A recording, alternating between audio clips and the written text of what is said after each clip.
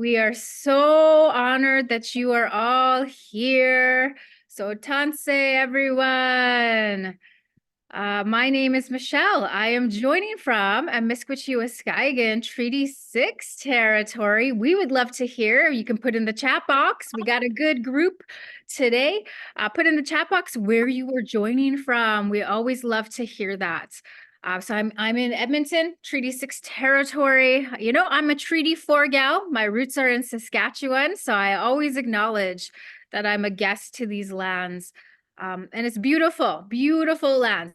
It's a beautiful opportunity over here in Edmonton. So we welcome you to Webinar Wednesday with Can Do, an opportunity to build our capacity, listen to story, to talk about economic development. So it's going to be a good conversation today. We got Ruby Littlechild with us. But before we get started, I think it's always important just to take a moment, press pause, take a deep breath. Maybe you want to plant both feet on the ground. Maybe you want to sit up, give your spine some room to grow, to be. Just take a deep breath in through the nose and exhale out through the mouth. I know that life is busy wherever you are. You know, our plates are full, whether that's working in the organizations or our nations, raising families, being entrepreneurs, going to school. There's so much that's on our plates. And I think it's an important throughout the day, just to take those little mini breaks. And especially as we're coming into learning something from our guest speaker, and we want to just be mindful, and we want to be present. And I know that you're here for a reason, and I trust you will walk away from today's presentation being inspired, motivated, and I think that that's a beautiful thing. So welcome. Honored that you are here. I see that there's some folks from Treaty 1, Winnipeg representing, Calgary, Treaty 7, Treaty 5, Treaty 6. I love it all. So we welcome you. I just want to say you belong here. I hope when you listen to Ruby's story or her presentation today, because I believe lots of her presentation brings in that story, I just invite you to think about your story. Think about the community and the organization that you are part of as well, right? When we tell our stories, that reminds us that how connected and related we truly are. So let me just introduce our guest speaker. But before that, I just want to take a moment. So Can Do has signed onto the Women's Economic Council. So you can go to Can Do's webpage. Tara might put it in the chat box. Go to the webpage, go read about it. Maybe you want to sign on to this challenge. There's good tools, resources, and it's all about gender equity and inclusion. So it's really important. So go have a look at that after today's presentation, because we want you here. All right, today's conversation is best practices to incorporating Indigenous inclusion. So a much needed conversation and a workshop. So thank you for being here, Ruby. So Indigenous inclusion is crucial to successful economic development. As community economic development officers or advisors, we need to continue to educate, enlighten, and encourage the 3 E's, the best practices of Indigenous inclusion to our non-Indigenous stakeholders and counterparts. I 100% agree. We need to continue to create an understanding and awareness of our grassroots people, communities, and the innate and inherent value that we bring to the economy. So she's going to talk about community economic development. And 4, that's tailored towards the officers and non-Indigenous stakeholders. And I think it's just going to be a great conversation. But a little bit about our guest speaker. She's from Maskwacis here in Alberta. As she has connections, deep connections to Can Do. She was a former national student director. She completed her Bachelor of Arts in Indigenous Studies, a master's in education.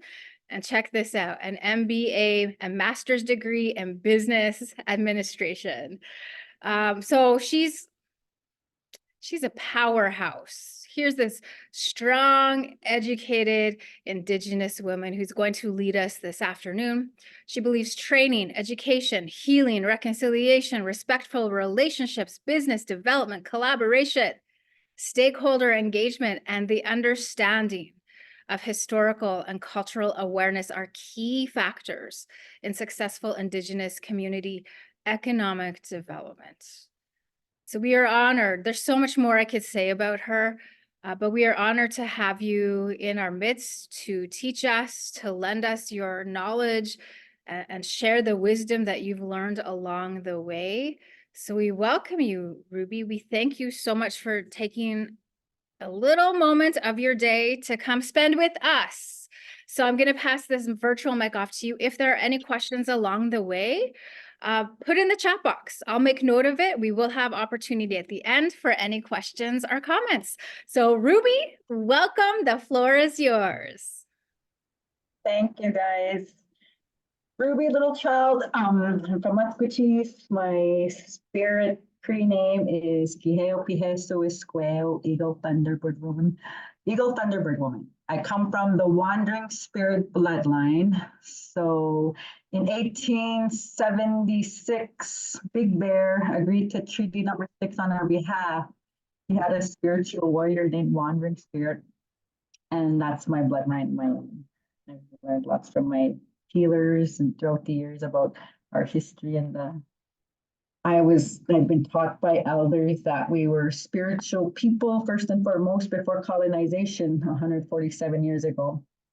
And we should always embrace that and be proud of who we are as First Nations people. Very proud to be Cree. I'm very proud of my bloodline.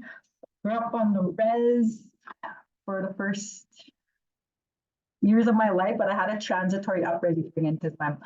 And since this event is for Indigenous women, I'm gonna give kudos, shout out to my mom who left the reserve when we were young, and she pursued a bachelor's degree at the University of Alberta. At the time, our women were still, and we still are, not all of us, but we're becoming empowered with education and getting to know our history. And so education's always been, it's been in my face. My mom went to university, and I remember her writing her papers, and I thought, oh, I better go to university too. So then she did her master's degree, and I thought, oh, I better do a master's degree too. Did my master's in education. My first thesis was on violence against Indigenous women. And I learned lots there in doing my research about patriarchy, the oppression of women, misogyny in our communities, how our women have to empower each other, and sometimes even our own women perpetuate violence against women. I also touched on the missing and murdered Indigenous women epidemic. Our women need to be, and I speak from my Musqueam worldview, my Treaty 6 worldview. I don't speak for all, but I speak from my own experience, and I would like to see our women more valued in our communities and more honored and respected in our communities. That's why we have the missing and murdered Indigenous women epidemic. Our women leave the reserve seeking a better life, but because they're so vulnerable, they go to the city and they're at risk and they're harmed, not just by Indigenous men, but also by non-Indigenous men. So it's a lot of healing, a lot of education needs to be done. So that was my master's in education, where I became more aware and conscious of the oppression of Indigenous women. And I've learned to, when you're conscious of, and when you learn, you don't perpetuate it because you know better. So yeah, and then I did my MBA. I worked for the government of Alberta for 4 years. I managed the Minister of Aboriginal Affairs, her office, Ralph Klein government. I worked with them. And then I worked for Alpega. That's where my engineering world I got to learn to work with engineers who were pro-Indigenous. At the time, it wasn't yet 2015 with the Truth and Reconciliation Call to Action. This was 2011. And there's still much racism when I was doing the Indigenous awareness training. I remember getting kicked off the stage from Albertans for educating about our people. Like I was told to get over it, that it was so. I've encountered racism in my career a lot, but I've learned to navigate that as well. I've learned to work with the allies in the non-Indigenous allies who frequently they're the ones that sought me out because they wanted to learn more about our people. And it was during the oil boom where a lot of new engineers came to Alberta looking for work from across the world. And they got to learn about the truth and reality of our people and what happened with residential schools and colonization. And I've been blessed with a father who's done his healing, and he shared with me his experience in residential school. My dad's 69, and he went to residential school from kindergarten to grade 12. And he told me about the killing of his classmates. They burned the kids, and what he experienced. And it's very raw trauma that a lot of Canadians, Albertans are still not aware of, about the horrid histories that our families are still healing from. But I'm grateful my father has been authentic with his healing journey, and he shared it with me, and he's given me the honor to, and I share his stories, and I've always shared his stories throughout my career of how he overcame how he overcame the trauma, the intergenerational trauma. Yeah, so the reason why I sought 2 master's degrees and my MEd and my MBA is because I wanted to build communities. I wanted to see our people empowered. I didn't like seeing them oppressed. I didn't like the racism that we encountered and endured. So I challenged that, and I have met resistance throughout my career, but I've also, again, I've met a lot of non-Indigenous Canadians who are allies, and they want to assist us in alleviating the poverty. Now I work for Atkins Realis. I put the link in the chat of our company, formerly SNC-Lavalin. It's kind of just my journey with working with engineers and building communities. I brought my executive VP from London, England, to visit Musqueam, visit my community, and he was appalled when he saw the poverty. And he's like, this is like 2023, and our people are living in poverty. And he couldn't believe it in oil-rich Alberta. And so he's become an ally and a champion for Indigenous people. He's led our reconciliation plan. It shouldn't be like this, but I've always had to work with a non-Indigenous man with power and privilege to get stuff done for our communities and our people. And that's just something I've been vocal about and aware and I'm conscious of in my career, because our people, there's still the inequality and the systemic gaps with our communities and our leadership. And when it comes to First Nation, the governments and the industry, what else have I learned? I've learned lots in my journey. Like I said, I'm now on the Alberta Indigenous Opportunities Corporation board. We backstop projects to alleviate the poverty, because a lot of Canadians, a lot of Albertans are not aware of the poverty in our communities. They don't see it because they don't live it. And people don't want what they don't know. And I know, so I kind of been patient with my non-Indigenous colleagues who don't know, but working in for my community, I'm also on the board for our NGCI group of companies. And I see the importance of relationship building, working with the Chamber of Commerce in the nearby towns, providing Indigenous awareness training to our non-Indigenous partners and colleagues, creating a deck, bringing them to the communities or to our ceremonies, because no one's going anywhere and we all have to work together in order to build our communities. I've been grateful to have, because I worked for the province before the government of Alberta, there's a lot of lifer politicians who are still there working at the legislature building. And when I was 30 years old, that was 20 years ago, when I worked at the legislature building. So I still have allies and champions there who work again, to just, they understand the disparities, and not everyone's racist. There's those allies and champions. But it's been, my career has been built on educating, being a bridge builder between non-Indigenous and the First Nations communities. My mom and dad are still on the reserve. My mom and dad are, my mom's water is horrible on our res, and she gets her water trucked in. So my mom and dad, they live there, and they're not going to leave the res. And I've had non-Indigenous colleagues and allies say, how come they won't just leave the res? I'm like, my mom and dad are not leaving the res. That's all we have left. They're going to stay there. That's their roots. That's their home. My mom and dad talk about not being able to speak their language, to sing, to pray, to dance. This is my mom and dad. This ain't 500 years ago. They talk about the Indian agent coming to the res and having to get access and approval from the Indian agent in order to leave the reserve. So my parents remember there's this oppression that they lived in.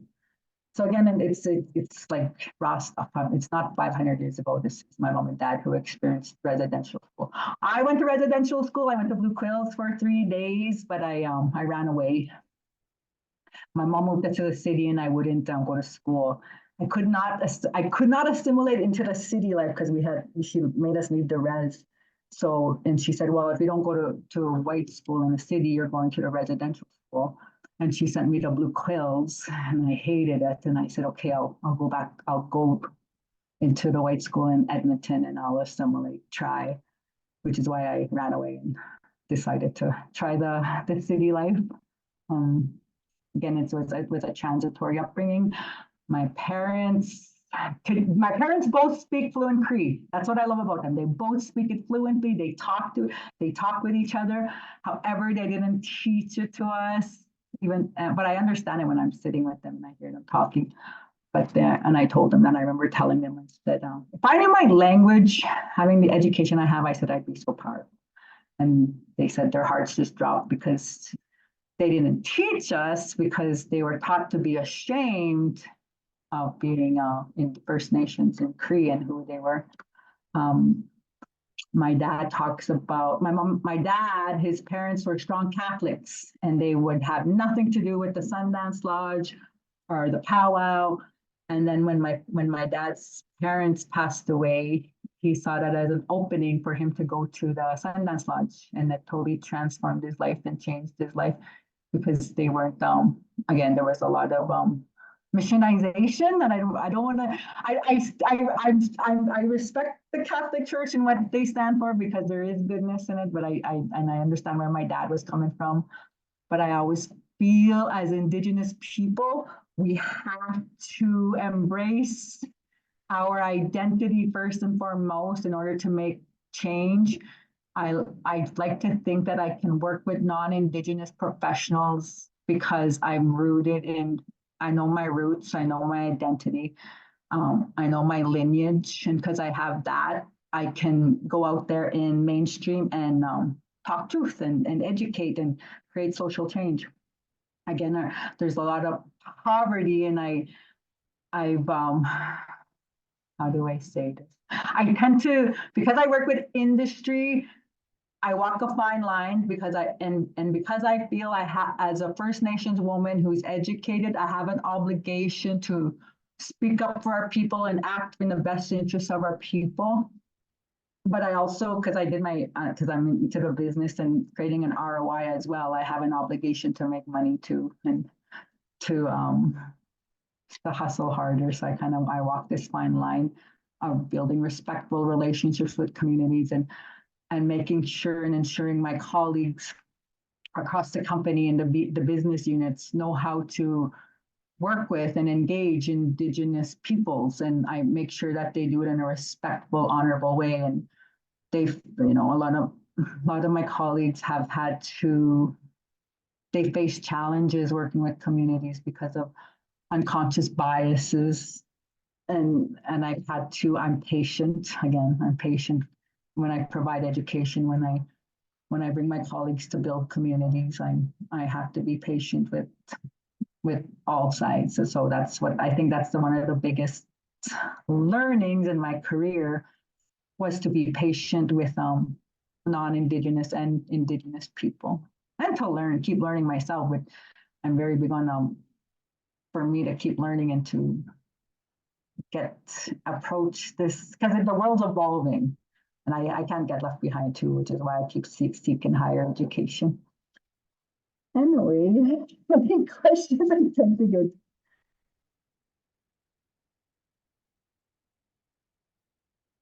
Tend to start rambling. You don't know where you're going if you don't know where you come from. That's one of my and culture. Without culture, there's a definite limit as to how far a man or woman can develop him or herself in a world around her.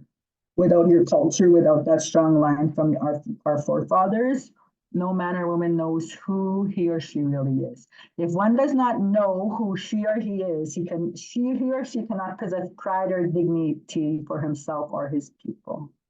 So I like to be rooted in from the Sweat Lodge, the Sundance Lodge, which I respect, and the teachings that I've been taught by my elders. I'm always reminded by my elders to be humble, to educate and be humble. But it's like I said, if there's a fine line that I walk in this world of engineering and building communities, because I have to respect and I have the utmost respect for our people, and I understand our history, but I also have an ROI to make. Yeah, so in the chat, I put the links of Atkins Realis, the company I currently work for. I also put the link of the Alberta Indigenous Opportunities Corporation that I'm a proud board member of. I enjoy that work because I bring on my board colleagues, some of them are non-Indigenous, and I bring them to the communities, and I remind them that this is why we're here. We're trying to alleviate the poverty and the oppressive living conditions that our communities live in and that a lot of Canadians don't see. I also put a link for the current my board with my nation, my home First Nation community. Niasqueya First, it's a group of companies, but that's Musqueam. So I'm from Ermineskin, proud Ermineskin member. My dad always says, be proud of where you're from, no matter what. But there's also, again, the barriers we have in our communities, the lack of literacy and education, the cultural differences, the racism, discrimination, stereotypes, and stigmas that my community faces with the nearby towns of Wetaskiwin and Ponoka. There is so much racism, and when I go home, I'm like, this is, so I'm very grateful again for the non-Indigenous allies who step in and who, I guess, and I say it again, there's a lot of healing that needs to be done because of the systemic traumas and the communication barriers because of residential schools, especially where I'm from. Again, I speak from my Plains Cree perspective. Our people not everybody's grasped higher education because of what residential schools do for people. And I see that my dad never sought mainstream higher education because he was so traumatized by the residential school system and the Indian Act. What else can I share? I think just knowing your history, and I'd like to see our grassroots EDOs on reserve create their Indigenous awareness training modules, go out and work with the chambers, go out and work with industry, just remind new Canadians and about the fact, like I like to think if you talk history and you talk truth, that the fact that in 1876 we agreed to Treaty 6, that's the truth. That we just got, where I'm from in Alberta, we just agreed to Treaty 147 years ago, which is not long ago, only 2 grammars ago. And there's a lot of dark histories and dark truths that were imposed upon our people, like the fact that we had to get a permit to leave the reserve, and this is not 500 years ago. This is my mom and dad's generation. The fact that the residential schools were created to kill the Indian child. There's a lot of oppression and intergenerational trauma that our communities are still healing from. The Indian Act has, I feel sometimes I feel, and I'm going to say this and I'm sorry, it's my opinion. I feel sometimes in the government of Canada, Indigenous Services Canada, I feel sometimes they impose their programs and services on our communities, and because we kind of follow their direction, and I would like to see more where we're more empowered on our own behalf and not guided by Indigenous Services Canada. I just like to see more innovation going on in our communities. And there's some great communities out there that are leading the development. For example, PAZA, I follow them. I'm a fan of them. I watch them build communities. I watch them bring Costco to their community and the banks. I'm like, wow, they're a model for what I would like to see happen in my own community. And so I'm looking forward to. I'm hopeful that we will grow as a community in Muscatine.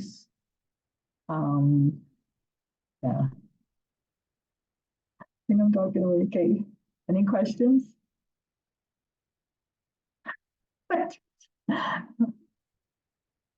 Shauna has a question. Come on in, Shauna. Hi, Shauna. Are you coming to us from Vegas? Yeah. Yes, I am. Well, I'm coming to you from my TP. Nice. So, you know what? Your words totally resonate, and thank you for sharing those words. And it is, we live in a time where it's 2024, and we need to build those relationships, and we need to be good neighbors. We need to be good neighbors, and we need to those collaborations and those relationships need to be built. And it starts with programs like Can Do, that the economics is always going to be there, and it's and that's what we need. We let's face it, we do need to make money, right? But in order to make money, we need to have money. And it's just that, and oftentimes our nations, you know that's where it's lacking, right? It's lacking in that access to capital, because sometimes they don't have the money that to bring it up. And also, when you were talking about those traumas, like I had to have those traumas end at me. I had to recognize them. I'm 50 years old, and I've never heard my dad say I love you, but I know he loves me. Oh my God. Like, I know my dad loves me. Actions speak louder than words. But I don't say, oh, poor me, my dad's never, but I know I know my dad loves me and my girls and everything. So in turn, I tell my girls, 10, 15 times a day, I love you. Every time we get off the phone, I love Mason, I love you, or I FaceTime with, my Callie. And I've recognized that that trauma ended it with me, and my girls thrive. Like Callie is special needs. She'll be 15 on Friday, and she's special needs, but she's already had 2 side hustles. She knows how to make money. Hey, Yeah, yeah, she's nonverbal, but she knows how to you know, get the message across. Mason, national championship, all Canadian, everything she touches just, seems to, and it's because those traumas had to end at me, but yeah. they're very well aware of the trauma, right? Mhm. Yeah. And, I shared the story with my daughter and with my auntie, and I made them cry. And I said, you know what? I didn't mean to share the story to make you cry. I'm just, so I'll get to the funny part, but I'll share it with you. When I was in grade 3, I saw, and it was coming from that poverty, right? And when I was in grade 3, my my schoolmates, all the little girls had pretty dresses and ponytail and whatever.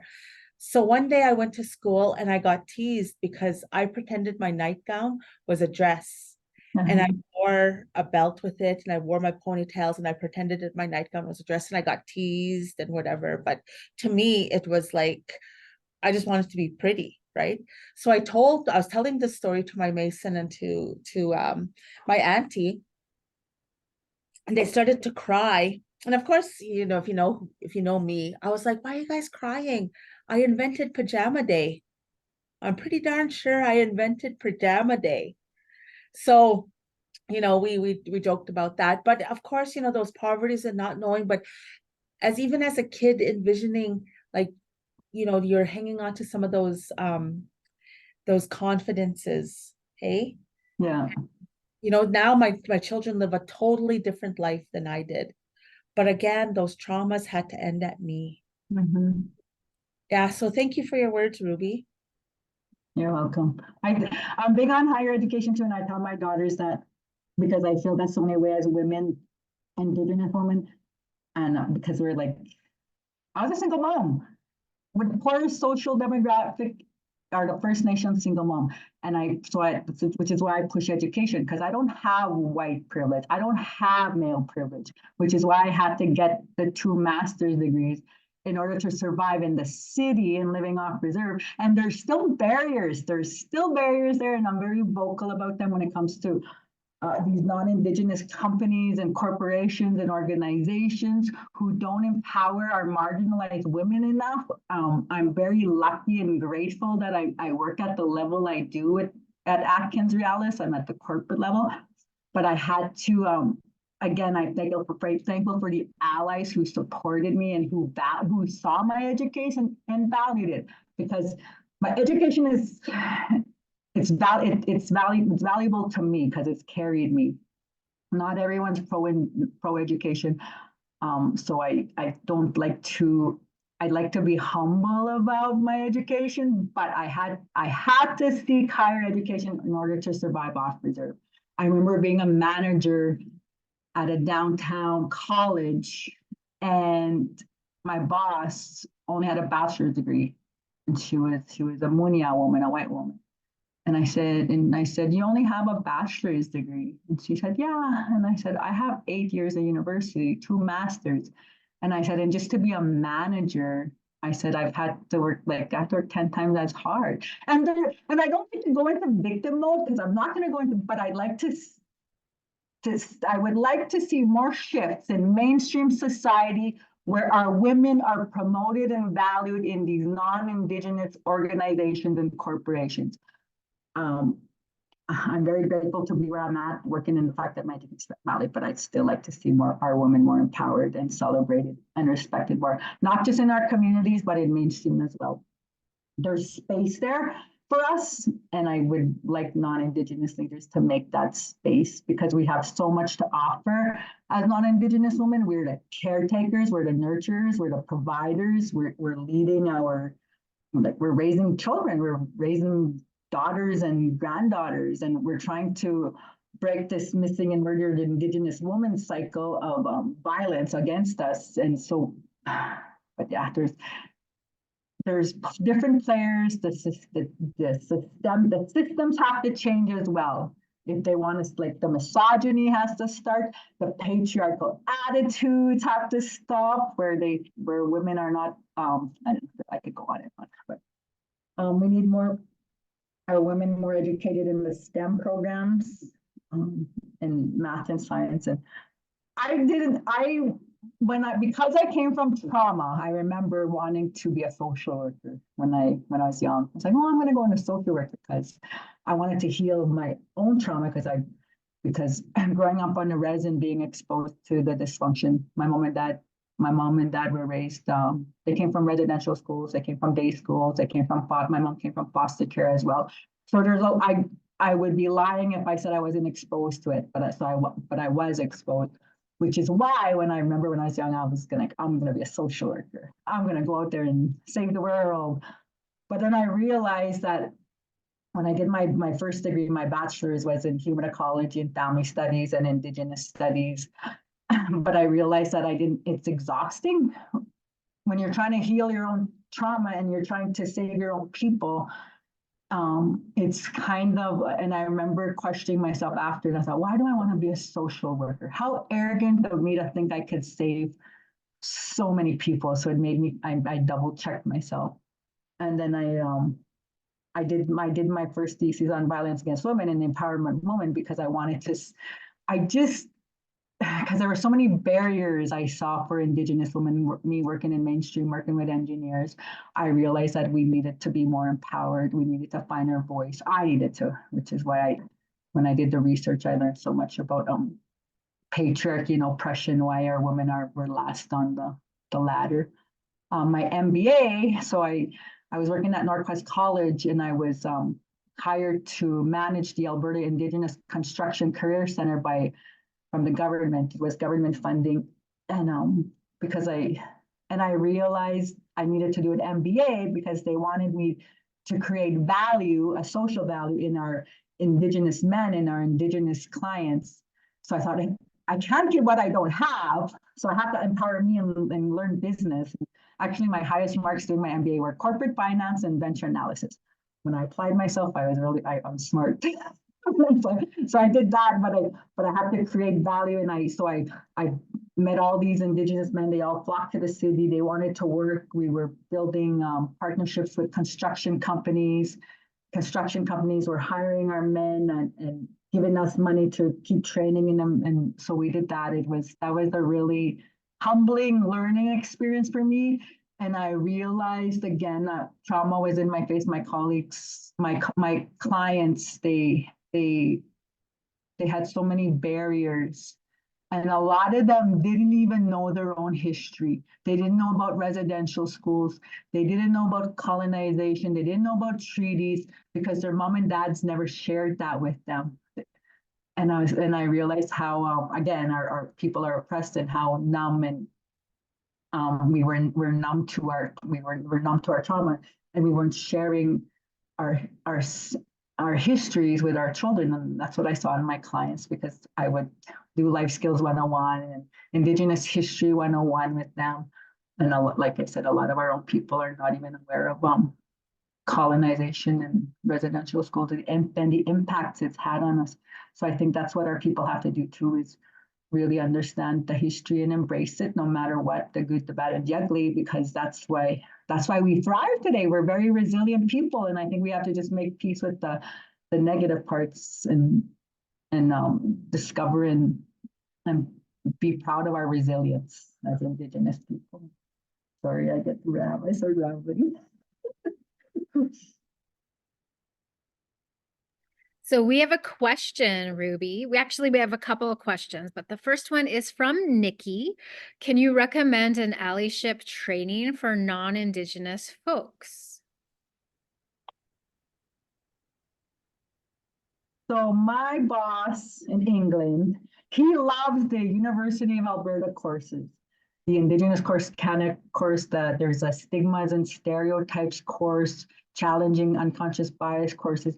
So he's registered himself for all these courses at the U of A that he just loves as an ally, and he's educated himself. And so I recommend those programs for our people. And plus just visiting the community. So I would like to see more res tours for non-Indigenous Canadians and Albertans who want to learn more. A lot of my non-Indigenous colleagues who have become allies, they wanted to learn more about the people. And it's a dark reality, but it's the truth when we talk about the residential schools and what happened with our people. But again, Canadians, they need to learn this stuff in order to, we all have to learn in order to alleviate the poverty. All right, another question, which is a pretty big question. This is from Kent. What is the single most important action that allies can take to foster Indigenous inclusion? Educate themselves and share that. I know it's such a harsh, it's a history. No one likes to talk of the fact that our people were not allowed to sing prayer and dance for so many years. And I think it's a dark history in Canada, and that Canadians don't like to talk about the fact that we were put on reserves. Again, my mom and dad talk about then the men would say, oh, they tell the Indian agent, we're gonna go hunting. but really they would leave the reserve and they'd go pray and dance and do it what is that, underground. They would hide. And I'm so grateful that my uncles have kept our ceremonies alive, and because we would have lost them if we allowed the systemic oppression that was going on, the fact that we weren't allowed to speak our language, we weren't allowed to sing, we weren't allowed to pray, we weren't allowed to dance, we were put in jail. And this is reality. And that's the thing, we were spiritual people first and foremost. So doing that to us was what I think one of the biggest assaults, was taking away our identity. And it's a dark reality, but I'm into I think Canadians have to realize that this is what happened and keep educating themselves and building those bridges. And I think visit the community. My boss, when he came to from England, he was really shocked. He couldn't believe the poverty. He was like, what? That was a really eye-opener for him when I took him to my res to Muscatine. And I told him, I said, you're gonna get culture shock. He said, no, I won't. But he said I did, because I took him down the res roads and he saw the dogs running around, and then he saw the kids running with campers, and he got culture shock. But I also took him to the Sundance Lodge, which was going on, and that was an eye opener. He's like, can I take pictures? And then he's like, no, I better not. He said, let's keep it sacred. And the fact that we hung on to our ceremonies and the Sundance was going on was like a wow for him as well, because again, that's where we get our power from, and our truth from, is from those lodges, those ceremonies that we do. I love that. And I love the advice of going to a community and going to where a lot of our people are, and just kind of having that understanding and to be able to see. I also recommend the blanket exercise is a really good 45 minutes, but you actually get to visualize it. You get to see it. It's phenomenal. So just Google blanket exercise, and if you have it in your community, I would recommend that for your organization. All right, here's another question, Ruby. When we talk about equity, equality, and diversity in corporate settings, oftentimes Indigenous tends to be lumped in with other equity-seeking groups, such as Black, Asians, 2S, LGBTQ+. So the person who has this question does not agree necessarily with this approach, as Indigenous peoples have a unique history and relationship with the lands within and with the government of Canada, as well. Section 35 rights in the Constitution. So these truths, however, are often not well received or understood. So any advice or perspectives that this person might be missing? One of my first projects when I started with the company 4 years ago, a very empowered chief and council kicked off our project managers off the site because he didn't respect the culture and the people. And my colleague felt so bad, and breakdown in the relationship stopped the project for 6 months. And that's when I told my colleagues, so you guys need Indigenous awareness training. So we started educating. And then I reminded my colleagues that nothing about us without us, and that we can make or break a project. First Nations have that power to make or break a project. It's like what happened when I initially started. Again, there's a fine line that's walked, and it's not. Is it ED&I? I'm grateful that I'm not lumped into ED&I at Indigenous Relations. That we're actually because again we have. As Indigenous people, we can make or break a project, and my colleagues realize the fact that relationships are of the utmost importance, which is why they moved Indigenous Relations up to the corporate level. But at an ED&I standpoint, I like the ED&I, which I'm a big part of in the company, because of the marginalized aspect. The woman aspect I appreciate. I also like learning from different cultures, and I like my elders. And if we want inclusion as Indigenous people, as First Nations people, we have to be inclusive. we have to be open as well to building those bridges with non-Indigenous Canadians. Like, if we want inclusion, we have to be inclusive. So, which is why I'm always open to educating my non-Indigenous colleagues and allies about anything, and just walking that road with them, that bridge with them.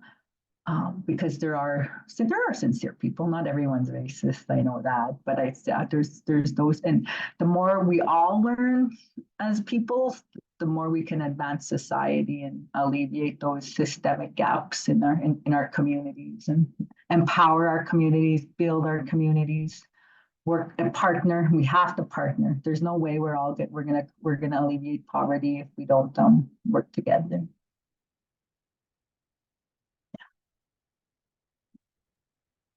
Thank you.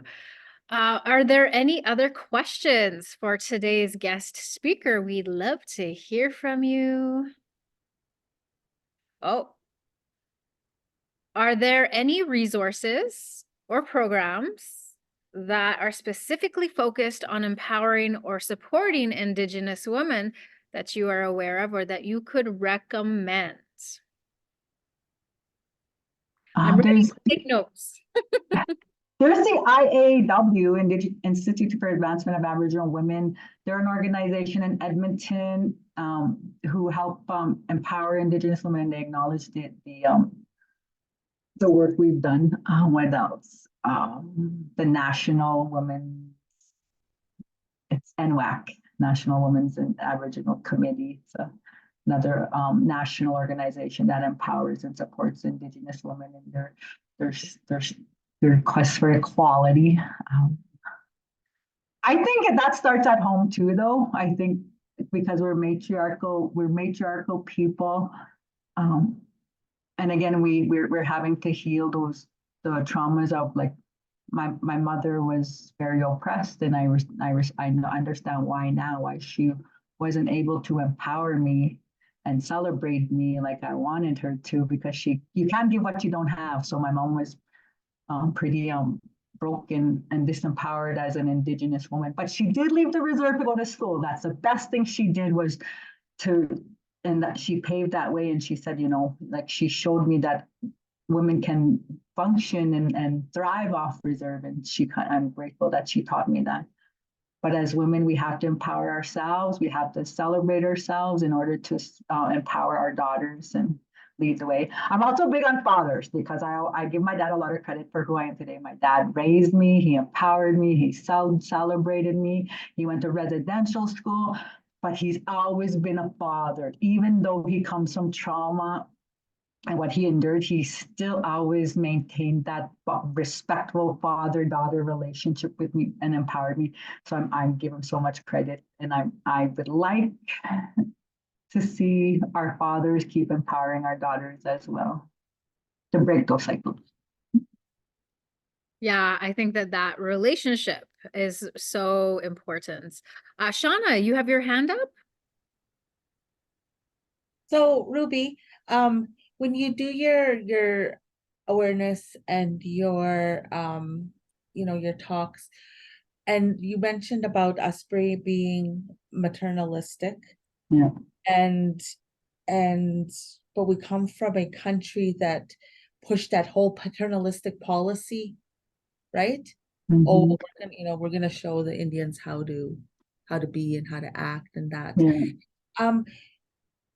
Do you notice a shift in, because really it's only been probably within the last 20 years that we've been active in economic development, right? And then the whole partnership and the whole collaboration really only started after the apology, right? Yeah. And so do you see that shift in that breaking down that paternalistic policy that kind of governed us from the permit system?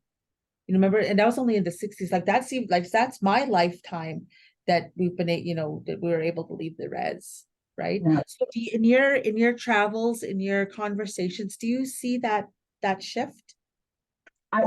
I see more globalization going on, a shift toward, because I work with my bosses who are in England and they're not here they're not colonizing Canada, and they don't have a settler mentality.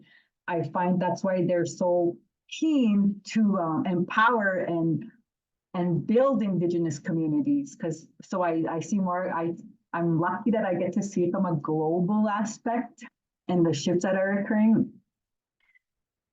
Um, and I say this with the utmost respect because I hate offending, but this is what I see. I meet people Canadians who live here, who still want to impose and dictate on our people.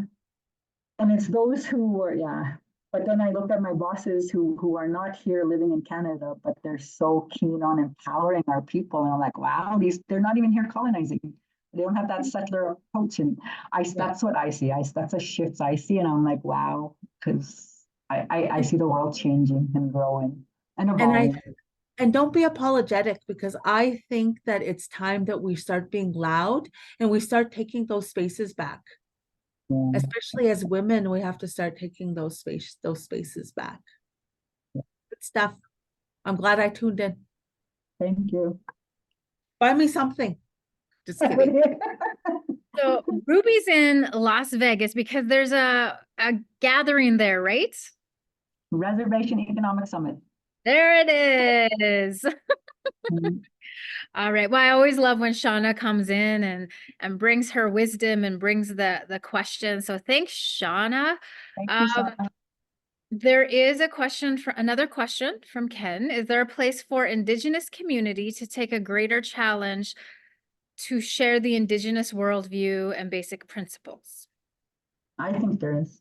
I think that's a tourism opportunity, because there's a lot of Canadians want to know the history, and it's kind of eye opening for them when they realize what happened, and it creates allies. Some people don't like the harsh truth, but there are good people out there, and I think there's an opportunity for tourism initiatives, museums. I would like to see more museums in our communities where we can all celebrate our resilience and the history that we hold in each of our communities. Because again, one size does not fit all. What happened in Musqueam was totally different in Paul Band, and every community has their own niche, and they should all take control and be proud of who they are. Every community should build and celebrate it. And like you said earlier, there's the good, the bad, and the ugly. But like you mentioned, Sutina. Yeah. Oh my gosh, when people go there, they're just blown away. And then you go to Costco and it's just oh, I don't even live in that area, but I go to that Costco.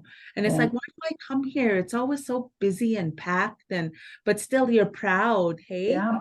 You're proud that this is Indigenous Costco. Yeah. I think earlier on, I wrote it down because I thought it was just something really good to hear. But you talked about innovations within our community. Yeah. And I think that that's so important. So in answering, well, not answering, and just commenting on Ken's question, right? Where I think we're starting to, well, we are starting to rise. We are, a force to be reckoned with in the economy. Like our Indigenous, the Indigenous business and economy is growing at such a great rate. And so when our people begin to rise in positions and jobs and entrepreneurship and all of that, I think that we contribute, and that's how we share our view. That's how we share our teachings. So, and I love to see the rise of our Indigenous peoples. Totally. I agree. All right. So any last questions? So Tom in the chat box, Ruby, thank you. Your mentorship continues to guide many journeys, including mine. Thanks, Tom. Oh, that's awesome. I love that. I'll put my email in the chat if you guys want to reach out. You put your email in the chat? Yeah. There you go. You have a resource. Shoot Ruby a message if you want to carry on a conversation, have a question for her. I think that's excellent. And you're very inspirational, Ruby. I think, bringing your vulnerable, honest, raw story, I think is so important. So I thank you for that. I believe you honor your parents as well when you share their story. So thank you. All right. Yeah. And I love this. I love how you're taking the leaders to the res. I think that's so important. So thank you everybody for joining. Ruby, you're in Vegas and you've just you agreed to come speak with us. Thank you so much. We honor you. We honor what you've brought to the table today. And I hope with all of us, the conversation, the curiosity, the questions, still continue. Have the conversations with the Indigenous people in your area. Reach out. Perhaps go to a powwow, see what Indigenous tourism is in your area and go support, go check it out, listen to the stories. There's so much that you could tap into. Yes. But also the history. Yeah. Learn that history. That's so important so you understand where we are coming from. Yeah. All right. Well, thanks everybody for joining. We're honored to have you here. Have a good rest of the afternoon and we'll see you next time. Peace. Thank you. Take care. Bye.